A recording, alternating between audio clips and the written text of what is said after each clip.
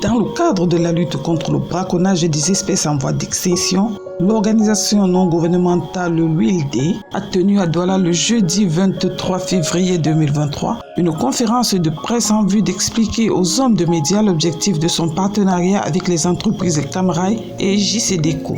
WILD est une ONG de la préservation de la faune sauvage spécialisée en communication et développement. Présent justement pour parler de la collaboration entre Camrail, WildAid et JCDECO.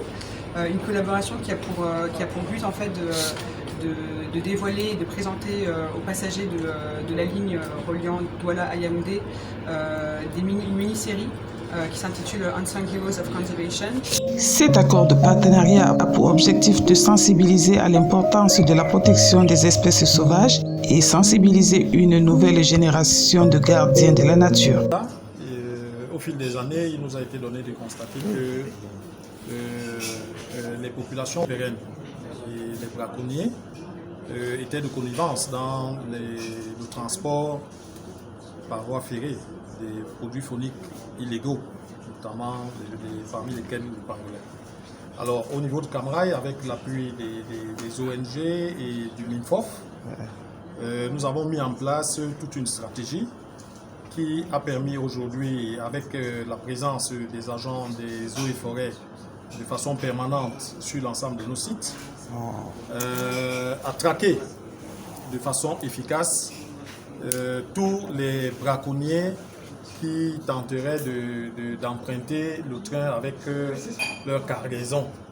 Donc, de façon régulière, ces agents sillonnent les trains passagers et les trains voyageurs, procèdent à des fouilles systématiques et procèdent à des saisies lorsque ils retrouvent des cargaisons de produits fauniques.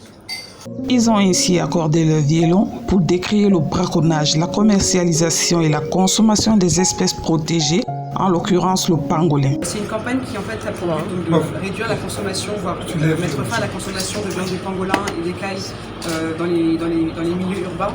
L'enjeu aujourd'hui, c'est que le pangolin est l'animal le plus braconné au monde et des études qui ont été menées par des ONG en Afrique centrale et en Afrique ont conclu qu'en fait, le Cameroun était le pays le plus consommateur de viande de pangolin. D'où la raison pour laquelle on a vraiment choisi de se focaliser sur cet animal, d'autant plus que c'est un animal qui joue un rôle écologique extrêmement important. Le pangolin aujourd'hui, son rôle, c'est de réguler les populations de fourmis et termites, qui sont des insectes qui peuvent être très ravageurs, notamment en agriculture, mais également pour les forêts.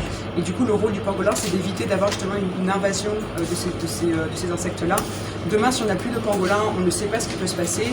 En tout cas, on sait que les populations de fourmis et de termites exploseront.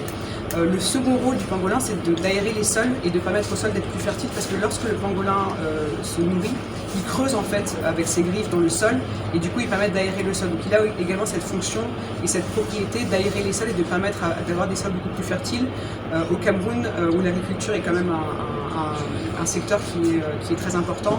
Le pangolin joue vraiment un rôle crucial pour préserver ça justement.